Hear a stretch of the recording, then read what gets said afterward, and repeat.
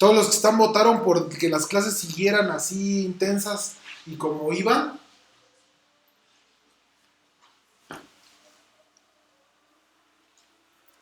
Va. Pues vamos a empezar entonces. Les voy a recordar muy rápido, así las últimas cosas que vimos. Ya empecé a grabar con el QuickTime, porque si alguien se lo preguntaba. Y al rato subo igual. Pues muy rápido esta tablita que ya hasta habíamos hecho alguna vez. Y el objetivo de hacerla pues es que recordemos muy rápido las ideas, ¿no? Entonces, les recuerdo que habíamos tomado un lenguaje contable, habíamos pedido que fuera contable para que no hubiera falla. También le habíamos tomado K, una clase de objetos de estructuras en L. Y lo único que le habíamos pedido es que fueran finitamente generadas, ¿no?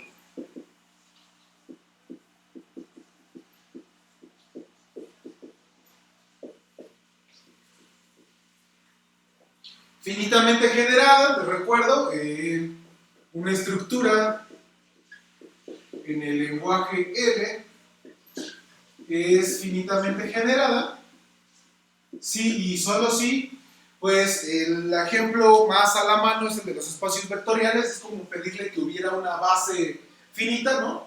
Entonces, ¿qué hay?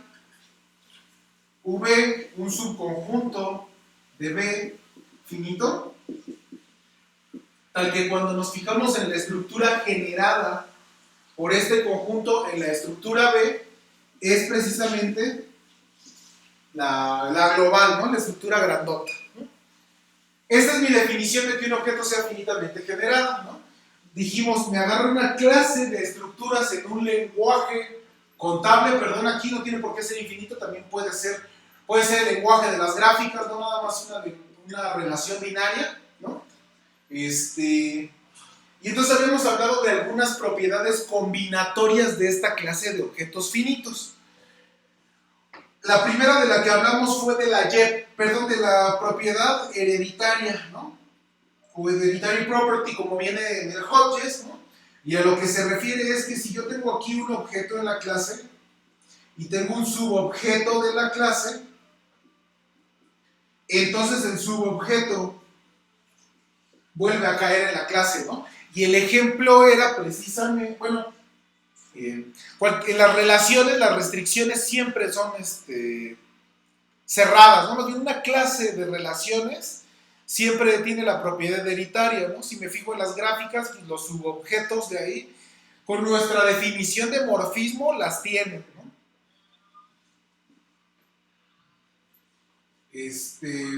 Los espacios métricos también, ¿no? Los subespacios, si te agarras un subconjunto y restringes la métrica, te vuelve a quedar un espacio métrico, entonces también esos tienen esa propiedad, ¿no?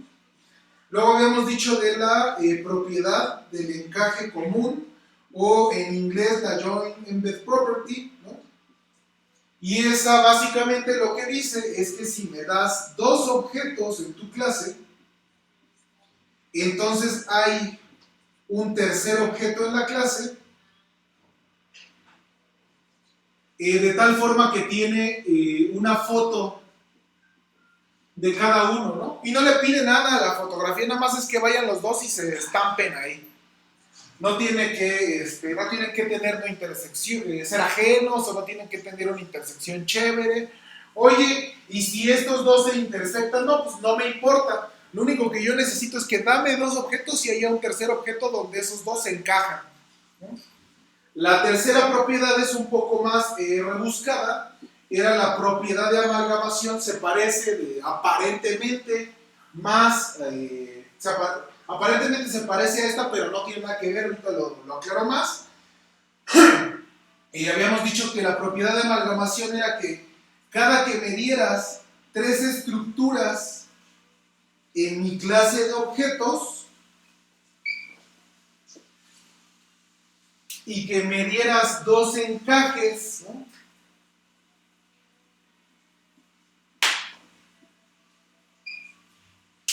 Entonces nosotros podríamos encontrar una cuarta estructura de nuevo en la clase, y dos encajes, G1 y G2, son encajes con nuestra definición de encaje, pues, ¿no? Que hacen conmutar el diagrama. Esa es la propiedad de amalgamación. Entonces ellos nos dicen, oye, pues se parecen un montón, ¿no? ¿Qué onda? Y entonces, pues por ejemplo, Santiago nos brindó de un ejemplo donde dice que eso no es cierto, ¿no? La clase de los bosques finitos, ¿no? No tiene amalgamación, pero sí tiene yepes, ¿no? Justo pues, si los pegas ajenamente dos bosques finitos, pues te vuelve a quedar otro bosque finito, ¿no? Donde los bosques eran conjuntos de árboles, ¿no? De gráficas con la definición de árboles que no tienen ciclos.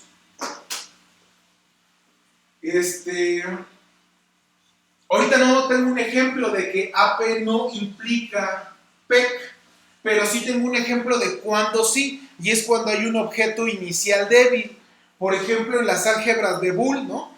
Todas las álgebras de Boole tienen el 0 y el 1. ¿Por qué? Pues porque así se les pide. Entonces, precisamente ese objeto se encaja, ¿no? En todas ellas.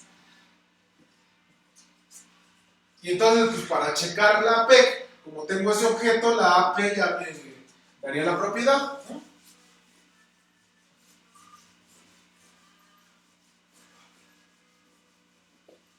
Vale, y entonces probamos un primer teorema.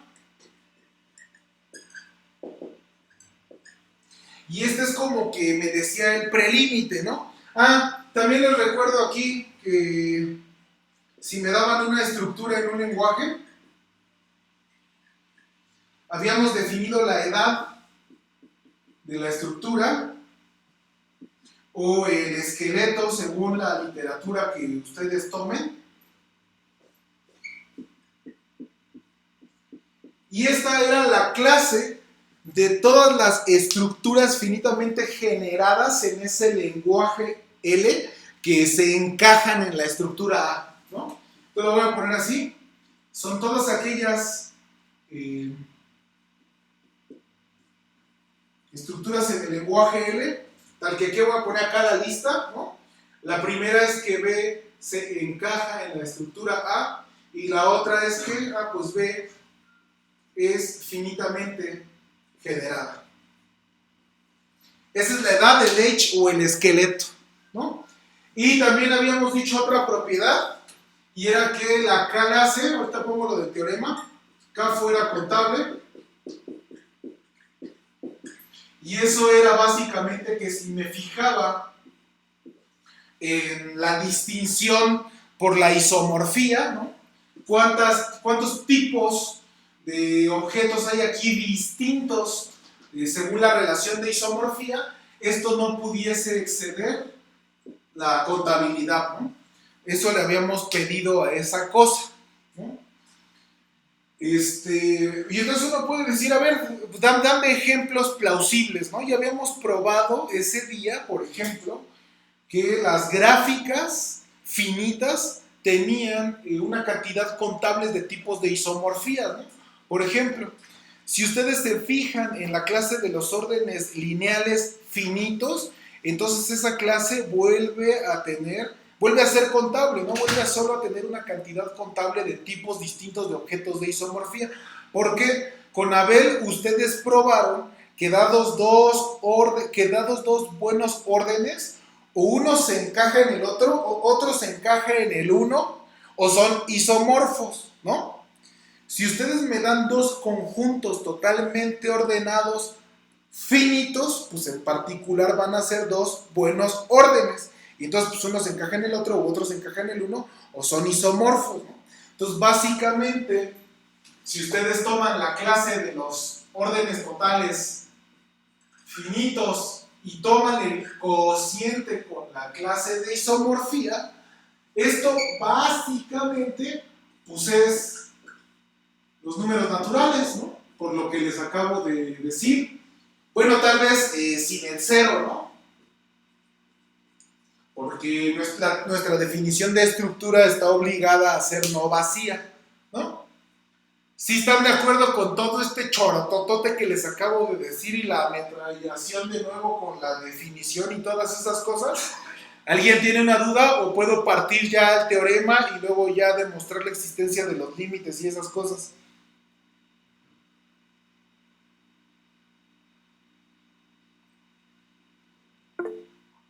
Va.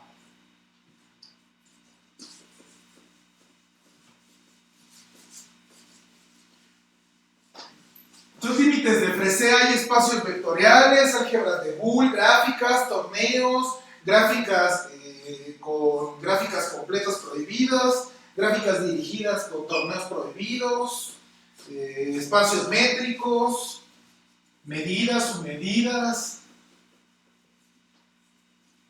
órdenes parciales, órdenes totales, no sé, y muchísimas cosas, de hecho. ¿No? Muchísimas.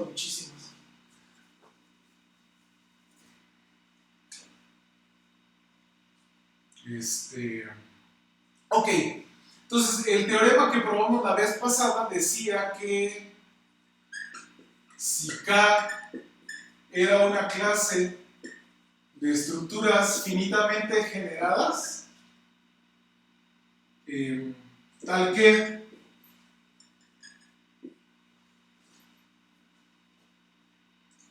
K es contable, K tiene la propiedad hereditaria y la propiedad del encaje común. Entonces, hay una estructura, permítanme ponerle D en el lenguaje de tipo L que satisface lo siguiente.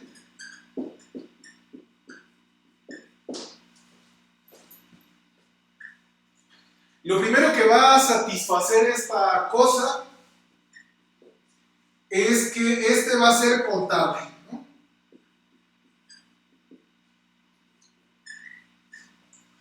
Lo segundo que va a satisfacer es que si ustedes le sacan el esqueleto a esta clase D, coincide exactamente con K. Perdón, si ustedes le sacan el esqueleto a la estructura D, porque los esqueletos solo se le pueden sacar a las estructuras, ¿no?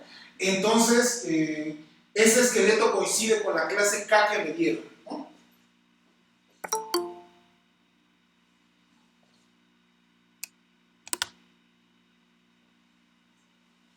¿Vale?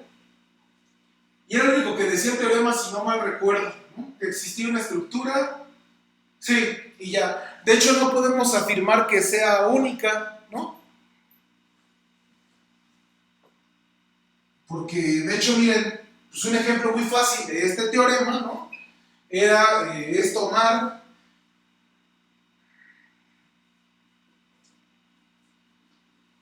la clase igual a los órdenes totales finitos, ¿no? Y entonces, pues noten ustedes que si le sacan el esqueleto a Q con su orden, o si le sacan el esqueleto a los naturales con su orden, o si le sacan el esqueleto a los reales con su orden, esas tres clases de estructuras son exactamente lo mismo. Sin embargo, pues la estructura no es la misma, ¿no? La estructura estas dos son contables, esta ni siquiera es contable, ¿no? Entonces, pues para el teorema, esta chafea, pero estas dos jalan bien, ¿no? Pero no son isomorfas, pues, ¿no? Estos tienen un primer elemento y estos no, ni siquiera, ¿va? Y entonces la prueba de este teorema fue muy rápida. Lo voy a borrar para usar el pizarrón así lo más esquemáticamente posible. No abundo en los detalles porque esta prueba ya está grabada y detallada hasta en 2 videos donde echamos. Y si no, Aranza se está aventando la chamba de hacer las notas. Y si no viene en el Hotjets, y si no viene en el Ten and Silver, Y si no, una parte viene en mi tesis de licenciatura que la otra vez les pasé por el Telegram. Y si no, yo creo que en muchos lados ha de estar la prueba, ¿no? Ya con eso estábamos bastante nutridos. El asunto aquí era que el que la clase fuera contable nos brindaba una sucesión contable de estructuras tal que representaba cada tipo de isomorfía, ¿no? Y luego íbamos ocupando la YEP para producir una nueva estructura, pero lo que íbamos controlando era que AN era subestructura de AN más 1, ¿no? Perdón, con la nueva sucesión, con las BNs, por decirlo, ¿no? Entonces, esta nos daba que la clase fuera contable y lo que íbamos a utilizar ahora era definir una nueva sucesión para fabricar esta unión, ¿no? Que hacíamos después. Y lo que decíamos así era, mira, que mi B0 sea la A0 con la que ya partí, ¿no? La que me dio la enumeración como me la haya dado, ¿no? Esa salió solo de la hipótesis de la contabilidad de la clase. Entonces, ahora lo que tenemos que decir es cómo defino a Bn más 1, ¿no? Entonces, pues asumamos que tenemos a Bn ya definido en la clase, ¿no? Y entonces, pues, me considero la n más unésimo término de la sucesión dada originalmente acá. Y entonces, como tengo dos estructuras que viven en la clase, y esta clase tenía la propiedad del encaje común, entonces nosotros podíamos encontrar un tercer objeto, de nuevo en mi clase, y de tal forma que estos dos que yo me había agarrado originalmente, tanto la Bn que supuse definida por inducción, como la AN más 1, dada por la hipótesis de la contabilidad de la clase, ¿no? Se encajan en la nueva, ¿no? Y además habíamos hecho otra vez una observación que nosotros podíamos tomar aquí, que fuera una extensión exactamente, ¿no? De una supraestructura, que el universo fuera un supraconjunto. Y entonces lo que hicimos ya con estos objetos definidos, con esta sucesión, fue definir la estructura de como la unión de todas estas BNs, ¿no? Cada constante se interpretaba como en alguna de las, como en todas las estructuras.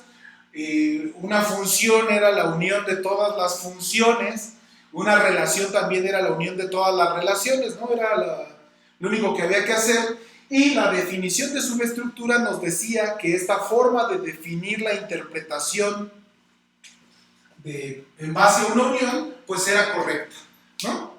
Y luego lo que hicimos en la prueba, yo nada más fue probar que exactamente el esqueleto de D era la clase K, ¿no? Y lo que dijimos fue, esa parte fue bonita y sí me gustaría retomarla porque es importante, ¿no? Por la técnica que va ocupando, la vamos a ocupar ahorita en el límite mucho. Entonces, la situación era probar que estas dos clases de estructuras finitamente generadas coincidían, ¿no? Entonces, si nosotros nos tomábamos un elemento en el esqueleto de D, pues lo que decíamos, mira, D es una unión. Como A está en el esqueleto de D, entonces existe una función que va de A en D y es un encaje. Dijimos, como la estructura A está en el esqueleto, pues es finitamente generada. Eso significa que hay A1 hasta N elementos de A, ¿no? Una cantidad finita de elementos de A, de tal forma que cuando nos fijamos en la subestructura más pequeña que contiene estos N elementos de la estructura A, eso es exactamente la estructura con la que partimos, es una base para mi estructura A. Y entonces, pues como son una cantidad finita, me fijo cómo los mando con H, como la función es inyectiva, me vuelve inyectiva porque es encaje, me vuelve a dar exactamente n monitos, ¿no? Entonces me fijo en el conjunto de H de A1 hasta H de AN, que está contenido en D, pero D es una unión. una unión contable. De hecho, ¿no? Y entonces, pues, si tengo un conjunto finito contenido en una unión infinita de cosas que además van creciendo, porque con la YEP le pedimos que la estructura enésima estuviera contenida en la n más unésima, ¿no? Entonces, por esto y eso que les dije, hay un K0 en los enteros, de tal forma que la imagen de los generadores de mi estructura A ya está completamente contenidos en el K0ésimo nivel, ¿no? En la K0ésima estructura, ¿no? Y entonces, pues, lo que determina esto es que este encaje no tengo ya que considerarlo hasta D, lo puedo considerar solo hasta la décima, ¿no? Esto lo que me dice es que mi estructura A se encaja en la estructura B sub K0. De hecho, el testigo del encaje, pues es la H misma, ¿no? No necesito irme hasta la D, ¿va? Y como mi clase K tenía la propiedad de deritaria, pues eso me lleva a que la A vuelve a estar en la clase K, ¿no? Y entonces eso me demuestra una contención, la de que el esqueleto de D está contenido en K, ¿no? Y ahora, pues la otra todavía es más fácil, ¿no? Porque si nosotros nos tomamos un elemento en la clase K, pues como la clase K era contable, habíamos tomado una sucesión, ¿no?, de estructuras que me determinaban, cada uno era un tipo de isomorfía. Entonces si me tomo una estructura en la clase, tiene que ser isomorfa una de acá, ¿no? Entonces existe un N, tal que la N es isomorfa a la F que nos tomamos. Vale, déjenme borrar acá.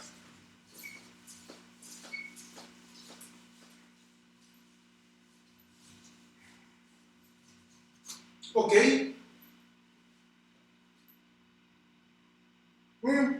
Y pues papa, ¿no? Porque entonces voy a ponerlo con dibujos. F le avienta una flecha a la N, que es el isomorfismo, y luego a N le avienta una flecha a la Bn más 1, ¿no? Porque así se construyó con la yepeación, ¿no? Con ir buscando las estructuras en común, ¿no? Con una, no sé, F, ¿no? Entonces esta era isomorfía y esta era encaje, porque así se pidió, ¿no? Entonces la isomorfía en particular es un encaje, la composición de encaje es encaje, y eso demuestra que la F es una subestructura de la Bn más 1, que en particular es una subestructura pues, de la unión de las Bns, que es justamente como definimos la D, ¿no?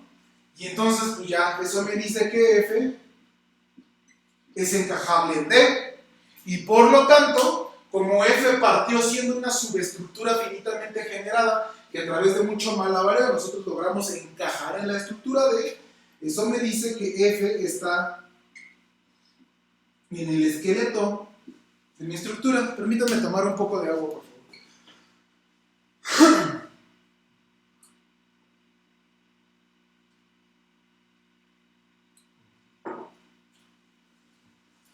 Vale, pues esa fue la prueba, ¿no? De lo otro. De que si una clase es contable, tiene la propiedad hereditaria, la propiedad del encaje común, entonces hay una estructura de tal forma que el esqueleto de esa estructura es la clase que nos dieron. Lo de la contabilidad, pues es porque la unión contable de cosas contables es contable, ¿no? Y cada Bn era finitamente generada en un lenguaje contable, entonces va a tener que ser contable. Y la D, al ser la unión contable de cosas contables, pues es contable, ¿va? Bien, entonces ahora pues quiero hacer hincapié en la propiedad de amalgamación, ¿no? porque pues la propiedad de amalgamación es una cosa pues bastante fuerte, ¿no? O sea, la otra vez amalgamamos espacios métricos, se pueden amalgamar medidas, submedidas, cosas así, ¿no? Gráficas infinitas, también se pueden amalgamar muchas cosas. Pero, ¿no? Lo que quisiera como que viéramos es qué repercusiones tienen en la estructura, pues, ¿no? O sea, por ejemplo,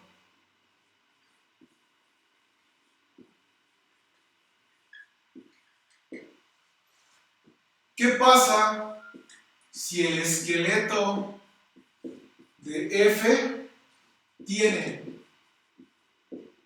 propiedad de amalgamación, ¿no? Con, otra vez F, no le voy a pedir que sea finitamente general, no le voy a pedir que sea contable, ¿no? Y les recuerdo que ya habíamos restringido el lenguaje a lenguajes contables nada más, ¿no? Entonces nos dice, oye, ¿qué propiedad puede tener? A lo que quiero llegar es a la omega homogeneidad o la ultra homogeneidad, ¿no? Les voy a recordar esa definición.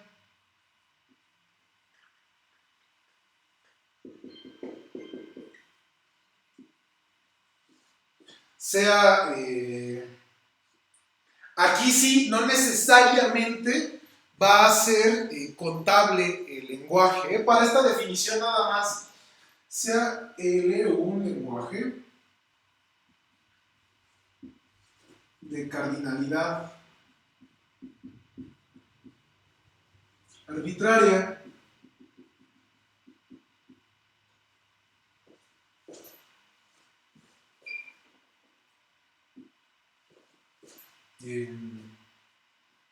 F, una estructura en el lenguaje, se llama, no me lo voy a definir para omega, ¿no? Porque pues nada más así lo vamos a trabajar, ¿no? Se llama omega homogénea, sí y solo sí.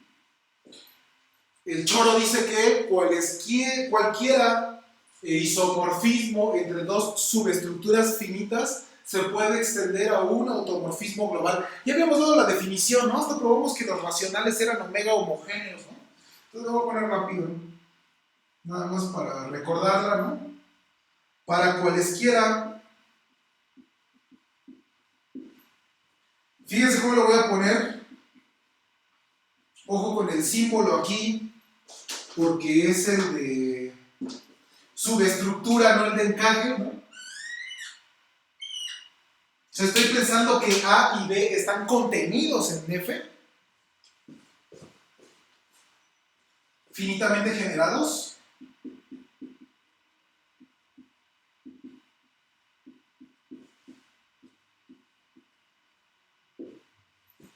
Si hay P que va de A en B, isomorfismo, entonces hay un automorfismo, habíamos quedado, un automorfismo de F, eso significaba que era un isomorfismo que tenía como dominio y como contradominio a la misma F, ¿verdad? Entonces hay un G, tal que cuando G lo restrinjo a A, me da exactamente el isomorfismo P, ¿no? P es un isomorfismo entre las subestructuras A y B, y también hay autores que le llaman que es un isomorfismo parcial de F, para no andar poniendo la A y la B, ¿no? Cuando escuchemos la palabra isomorfismo parcial, significa que nada más es un isomorfismo, pero restringido a su dominio, ¿no? Entonces acá podríamos decir que una estructura es omega homogénea si cualquier isomorfismo parcial se puede extender a un automorfismo de la estructura. Y probamos que los racionales no cumplían esta propiedad, de hecho. La poderosísima gráfica random también cumple esta propiedad. El álgebra de Boole numerable sin átomos también cumple esta propiedad. De hecho, creo que el álgebra de Boole numerable sin átomos es el límite de Fresé más plausible, ¿no? Y eso porque tiene una realización específica. Si ustedes han llevado topología o cálculo y eso, recordarán que si me dan un espacio métrico o un espacio topológico, entonces existe la noción de que un conjunto sea abierto, ¿no? De la misma forma existe la noción de que un conjunto sea cerrado. Y bueno, pues cuando ustedes tienen un espacio topológico y un subconjunto es abierto y cerrado al mismo tiempo, pues en la literatura hay un nombre, en inglés le llaman clopens, ¿no? Y en español pues debería de ser algo así como cerrabierto o abierrado, ¿no? Pero luego hay ahí unas discusiones con la gente, entonces mejor vamos a hacerle caso a Kegris, y Kegris les dice ambiguos, ¿no? Entonces, justamente los conjuntos ambiguos del canto, ¿no? Que son abiertos y cerrados al mismo tiempo, forman una realización de este objeto, ¿no? A ver, sea 2 a la n el espacio de canto, ¿no? ¿Qué es el espacio de Cantor? A ver, entonces los elementos de ahí son sucesiones infinitas de ceros y unos, ¿no? Entonces, pues le podemos dar la topología producto precisamente, ¿no? Es pensar en el conjunto cuyos únicos elementos son el 0 y el 1, a la n, ¿no? Como producto Tikhonov.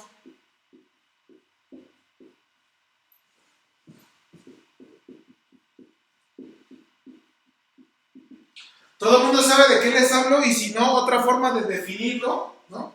A ver, puedo pensar en 2 a la n como todas aquellas cosas, ¿no?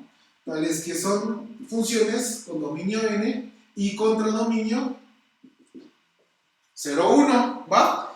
Si yo tengo ese objeto y se me ocurre de alguna forma darle una métrica, pues ya tengo un espacio métrico, ¿no? Entonces, ¿qué les parece si ponemos ρ entre f y g para f y g justamente en el canto? Como, van a ser, perdón, van a ser dos cosas, ¿no? Como toda métrica en el mundo hay que ponerle un 0 si las dos cosas son iguales, y si no le vamos a poner el ínfimo a 2 a la menos n, ¿no? Donde n precisamente es el mínimo de los naturales, tal que f de m no es g. A ver. Como son dos funciones con dominio de los naturales y contradominio del 0, 1, pues entonces pues existe un mínimo natural. Si son distintas, si son iguales funciones, les pongo 0. Y si las funciones son distintas, es porque existe un número natural que no le asignaron el mismo valor. Pero entonces si existe uno, me puedo preguntar en el mínimo. Y por esa razón es que lo escojo aquí. Oye, ¿por qué escojo 2 a la menos m? Pues porque quiero precisamente que entre más grande es ese mínimo, las funciones yo decir que se parecen más, ¿no? Entonces, entre más crece ese n, este número tendrá que ser más chiquito, no es 1 entre 2 a la n, es un diálico, pues, ¿no? Resulta que si ustedes consideran este espacio con esta topología, o este espacio métrico con la topología inducida por la métrica, son la misma cosa, ¿no? En el sentido topológicamente hablando. Una de las cosas que tiene este espacio de Cantor es que con la métrica es completo, o sea, cualquier sucesión fundamental que me den converge, o de Cauchy, como lo quieran llamar, y la otra es que existe un subconjunto denso y que es contable, ¿no? O sea, que cualquier otro punto se puede aproximar como una sucesión de elementos, como los reales, ¿no? Que tienen a los racionales y son contables, y que también el de cálculo los martiriza meses hablándoles de la completud de los reales, ¿no? Va. ¿Y por qué estaba hablando? Ah, sí, ya me acordé.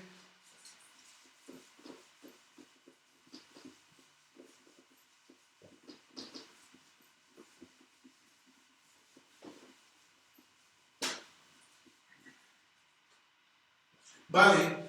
Y entonces todo este rollo era por el álgebra de Boole numerable sin átomos, ¿verdad? Y entonces, permítanme ponerles así, delta 0 de 2 a la n va a ser precisamente todos aquellos subconjuntos del Cantor. Como tengo un espacio métrico, tengo topología, ¿no? Y como tengo topología, puedo hablar de abierto y cerrado. Entonces habíamos dicho que iba a hablar de los que cumplían las dos propiedades al mismo tiempo y que les íbamos a decir ambiguos, ¿no? Entonces, precisamente, los ambiguos del Cantor son aquellos subconjuntos, tanto que U es abierto y cerrado.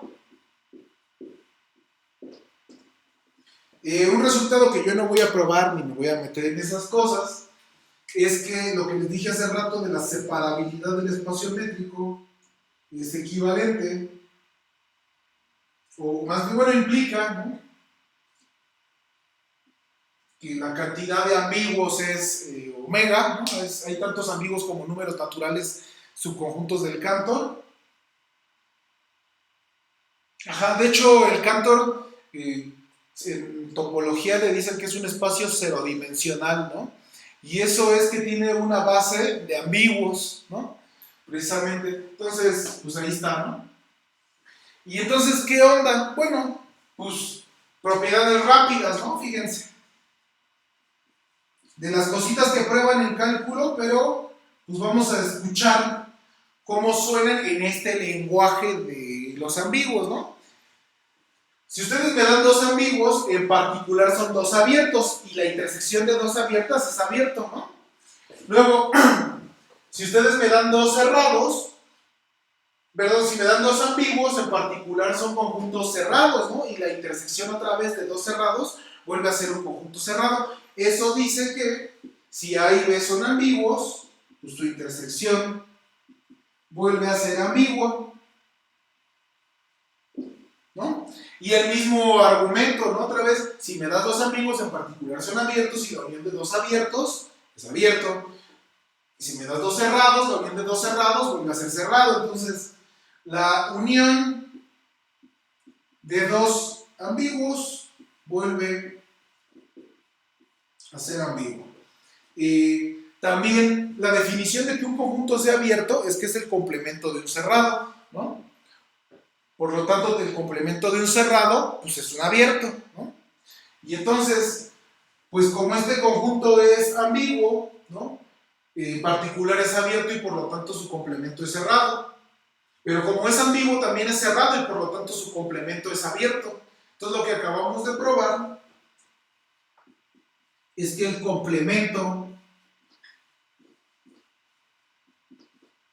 otra vez vuelve a ser ambiguo, ¿no? De esto no lo vayan a poner en las notas, ¿eh? Nada más, si acaso referencienlo ahí, pues no sé, en algún lugar ha de venir por allí, ¿no? Entonces ya probamos que intersección, unión y complemento son ambiguos. Y una cosa que se presenta en todo espacio topológico es que tanto el ambiente como el vacío son ambiguos, ¿no? De hecho, esta es la definición de conexidad, ¿no? Un espacio es conexo si y solo si los únicos conjuntos ambiguos son el total y el vacío, ¿no? Y entonces, pues precisamente eso dice que forman una álgebra de Boole, ¿no? Una álgebra de Boole es una no sé qué ordenada donde la primera letra es un conjunto, luego tiene dos operaciones binarias, una operación unuaria y dos elementos distinguidos, ¿no? Las álgebras de Boole siempre las pueden pensar. La álgebra de Boole idónea es la potencia, con la intersección, la unión, la complementación, el total y el vacío, ¿no? Esa es la álgebra de Boole idónea, pero solo son un caso particular. Hay álgebras de Boole más generales, ¿no? Y entonces precisamente lo que acabamos acá de probar, de argumentar, de hablar, de platicar, es que los ambiguos del Cantor son una álgebra de Boole contable. Lo de no tener átomos es que cada que una álgebra de Boole no tiene átomos, y para cualquier elemento que me des, puedes encontrar abajo de ella, o sea, dos, puedes partir ese elemento en dos cachitos, de tal forma que la intersección es vacía, ¿no? Y pues aquí eso se da, ¿no? Pues si me dan un ambiguo, literalmente lo corto a la micha, ¿no? No me voy a poner a argumentar en eso, pero ahí se puede hacer siempre, ¿no? Se pueden ir cortando a la mitad, ¿va?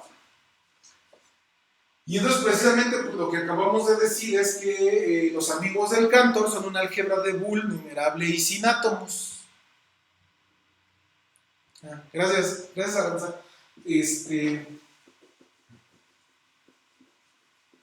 Y entonces, pues bueno, yo sé que es una realización, pues, no muy bonita, pero lo que sí es cierto es que tengo un objeto de veras, ¿verdad? Somos matemáticos, ¿no?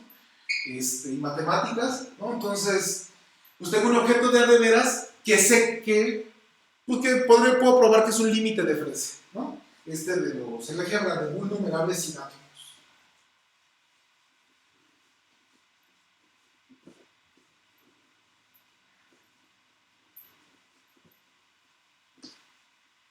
Vale. Y ese precisamente va a ser omega homogénea, ¿no? Cualquier isomorfismo parcial entre dos subálgebras finitamente generadas se va a poder extender a un automorfismo parcial de álgebras, de esta álgebra de Boole numerable sin, perdón, a un automorfismo, ¿no? Del álgebra de Boole numerable sin átomos. Vale, pues me quedan 10 minutos y tomo un poco de agua.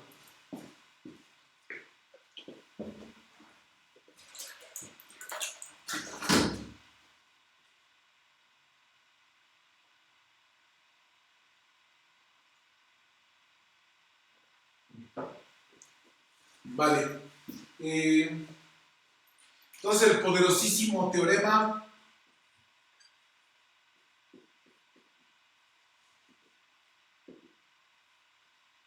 es de Roland Frese, si mal no recuerdo es en los 50 cuando lo presenta. También podrían llamarse límites de Frese-Urison, porque Urison da la primera construcción de este estilo cerca de los años 30 de su famoso espacio métrico, ¿no? Pero pues esto no lo supieron los modeloteóricos hasta que se empezó a juntar, ¿no? Las cosas, y los espacios métricos tampoco sabían nada de Frese, ¿no? De hecho tiene poco tiempo que se han empezado a hacer estas vinculaciones de manera fuerte. El primer artículo debe ser como del 2005, ¿no? Yo creo. No, yo creo que hay unos más antes que empezaron las cosas, pero el trabajo fuerte empezó en los 2000, ¿va? Y entonces, a ver, entonces déjenme en apuro, ¿no? Sé acá una clase de objetos finitamente generados. Les recuerdo que aquí el lenguaje sí es contable, ¿no? Entonces, si K tiene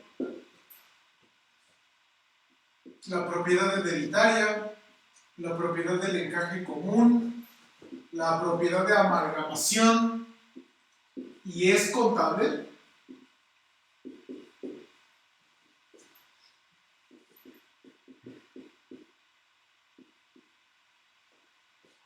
entonces hay una estructura en este lenguaje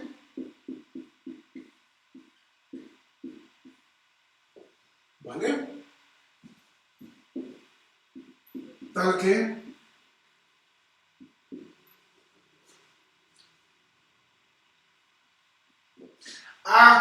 nada más una cosa, aquí me falta una hipótesis, ¿no? Y es contable, se lo voy a poner acá la hipótesis para que no haya problemas, ¿no? Con objetos arbitrariamente grandes,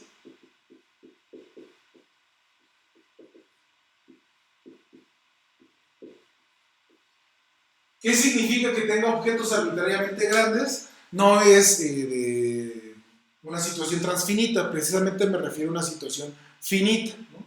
Estoy buscando producir objetos meramente numerables, ¿no? Quiero infinitos, pero numerables.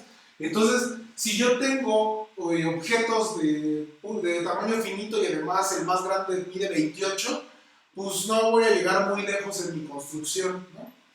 Entonces lo que buscaré es que sí tenga, para cualquier natural siempre me puedo encontrar un objeto más grandote que ese natural, ¿no? Es lo que voy a agarrar.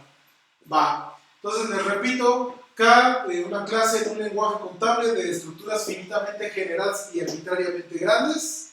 Si K tiene la propiedad identitaria, la propiedad del encaje común y la propiedad de la amalgamación, y también es una clase contable, entonces voy a poder encontrar una estructura en ese lenguaje con las siguientes propiedades. Lo primero, y para eso hice la modificación de que la clase sea arbitrariamente grande, tenga objetos arbitrariamente grandes, perdón, es que sea infinita, ¿no? Esta cosa infinita contable. La segunda, otra vez, es que si computamos el esqueleto de esta estructura, coincide con la clase K,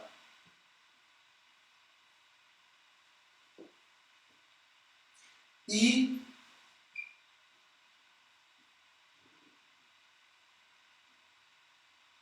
F es omega homogéneo.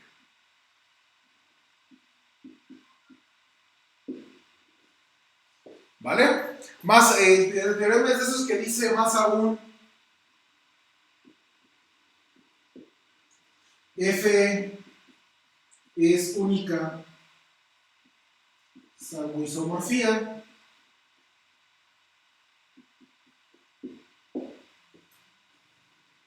¿Va? ¿Hasta aquí hay dudas, comentarios, sugerencias, problemas, observaciones o algo que necesiten, requieran ver?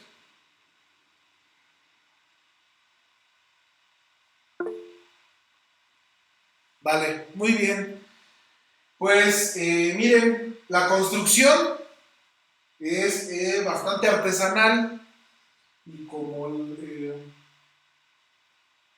pues la prueba no me la sé, la puedo ir sacando conforme a paso, ¿no? Conforme irla construyendo. Entonces es un proceso largo porque además hay que ir cosiendo finamente, ¿no?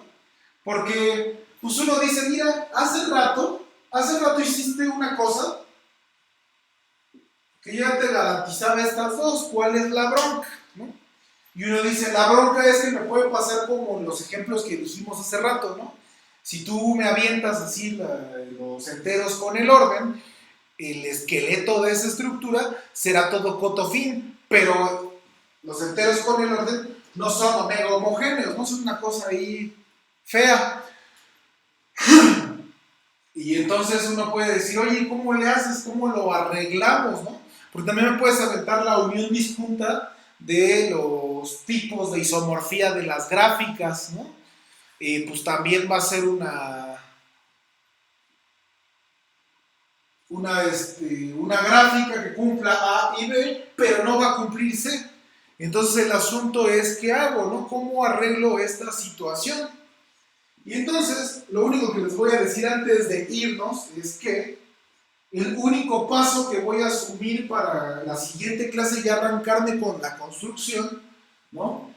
Es que vamos a combinar precisamente, vamos a ocupar el teorema anterior, ¿no? Entonces,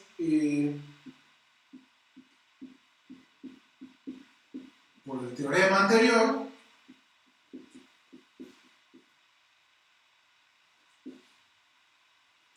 hay una estructura D en un lenguaje contable, bueno, en el lenguaje que me dieron, tal que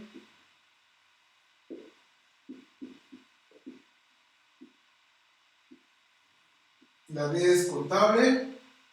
De hecho, en este caso ya podría decir que es infinita, ¿no? Porque era la unión, siempre iba creciendo y pasé por todos los tipos de isomorfía. Entonces, cada tipo se tuvo que encajar en algo de B. Y entonces, como tiene objetos arbitrariamente grandes, estas BNs también tuvieron que ser arbitrariamente grandes, pues contenían cosas arbitrariamente grandes. Y eso me evitaría que esta cosa fuera finita, ¿no? Por lo tanto, es infinita, numerable. Y aparte habíamos dicho acá la propiedad importante de la D era que si computábamos el esqueleto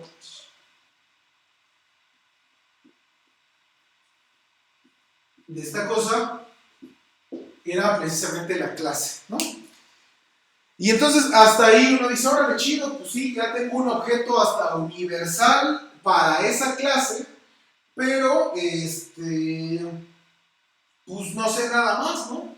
Y lo que no tengo es la omega homogeneidad. Uno puede decir, oye, ¿para qué la quieres? Pues porque es preciosa, ¿no? La omega homogeneidad es una propiedad pues sumamente chévere, ¿no? No habría por qué despreciarla. Y además, si puedo construir objetos con estas propiedades, pues son muy, muy interesantes, ¿no? Vale. Esto coincide con una de las técnicas de teoría de categorías que se llama colímite, si mal no recuerdo, ¿no? Porque una de las cosas que ustedes pueden observar es que básicamente estoy pensando en los objetos finitos de alguna categoría, ¿no? Y lo que estoy viendo es qué propiedades cumplen esos objetos finitos. Entonces, si aquí la categoría está determinada por un lenguaje de primer orden, entonces, si cumple estas propiedades la categoría, puedo fabricar este colímite, ¿no? Por ejemplo, ya habíamos dicho, ¿no? Los espacios métricos no precisamente están en un lenguaje de primer orden, ¿no? Porque no los puedo amarrar desde la lógica, sí los puedo esquematizar, representar, ¿no? Entonces también les puedo aplicar esta técnica, los espacios métricos, ¿no? Contables, bueno, otras cosas que tienen. Bueno, cuando los valores están en los racionales. ¿Qué otra cosa les quería decir antes de que nos vayamos? Cinturón anterior, esto, la unidad, es única salvo isomorfía.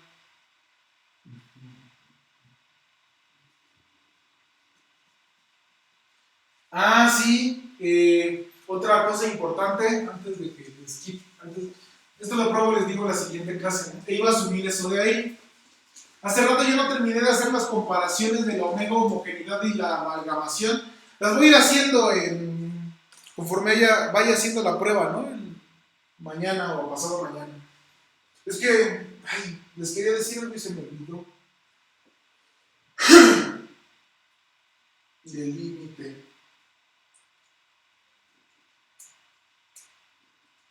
Por ejemplo, ¿cuántos límites hay? Se sabe que se agarran un subgrupo del grupo de permutaciones infinito, o sea, son todas las direcciones de los naturales. Por cada subgrupo cerrado de ahí, o sea, con cierta noción de topología, el que sea cerrado, son exactamente esos. Bueno, pues hay una relación muy unívoca, pues, entre los subgrupos cerrados de aquí y los límites, ¿no? Así.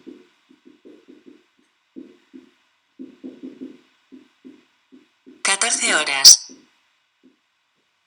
Ah, les decía de los objetos definitos de la categoría también, ¿no? Hace rato. Pero bueno, y ahí mejor les voy a dejar antes de seguir diciéndoles cosas. ¿O qué más necesito ver? Denme un segundo. Quiero entrarle con todo en la siguiente clase. Ah, sí, otra observación muy importante es que mucho de esto es totalmente combinatorio. ¿A qué grado? Ya dos comentarios de esto y ya nos vamos. El primero es a un nivel combinatorio infinito, ¿no? Combinatorio infinito.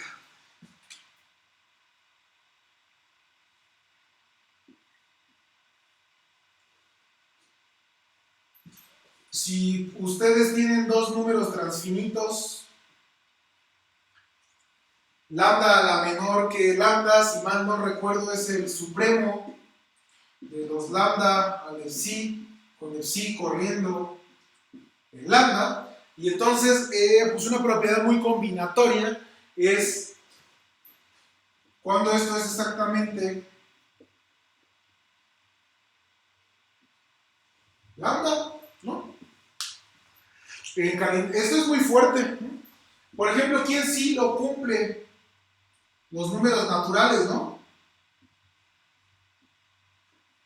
¿Cuánto es omega la menor que omega? Bueno, pues uno dice, pues por definición es el supremo de omega a la n, con n corriendo en los naturales, ¿no? Pero Entonces otra vez como exponenciación cardinal vuelve a ser omega, ¿no? Entonces esto es otra vez omega, ¿vale? Es una propiedad combinatoria que tienen los números naturales. Ese cardinal es pues, muy fuerte, ¿no? Creo que, si mal no recuerdo, cada cardinal que cumpla esto tendrá que ser fuertemente inaccesible, ¿no? Es una cosa, son de esas cosas que se han preguntado si hay otros cardinales que no precisamente sean omega, que cumplen esa desigualdad y son cosas que no se pueden probar desde la teoría de conjuntos. Es más, si mal no recuerdo, estos son unos cardinales de Johnson.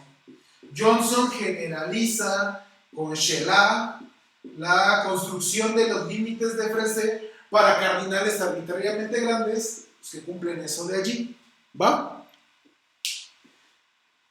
Ok, va. Y la segunda, ya así, es combinatoria finita.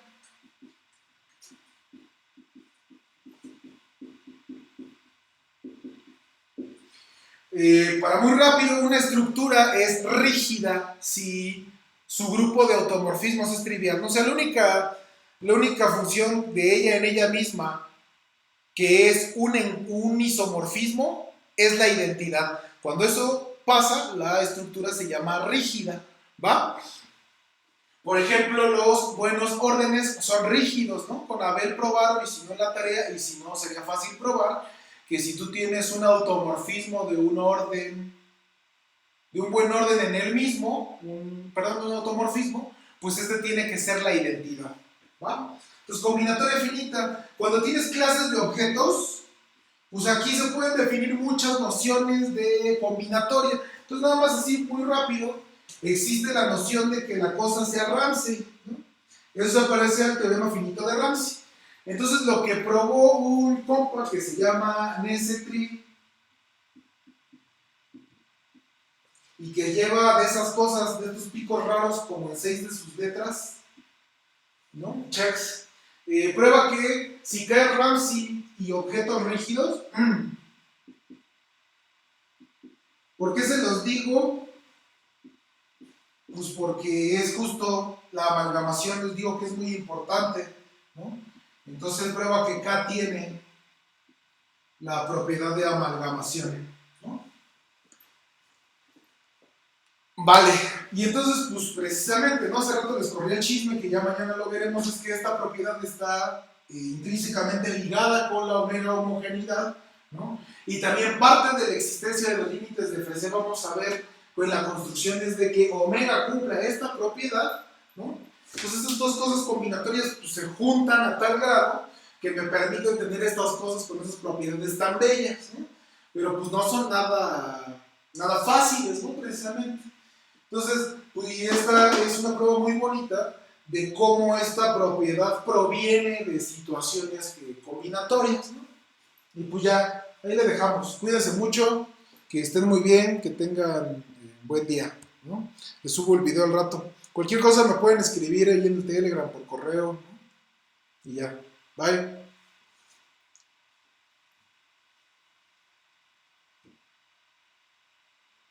Sale, Emiliano, cuídate. Gracias.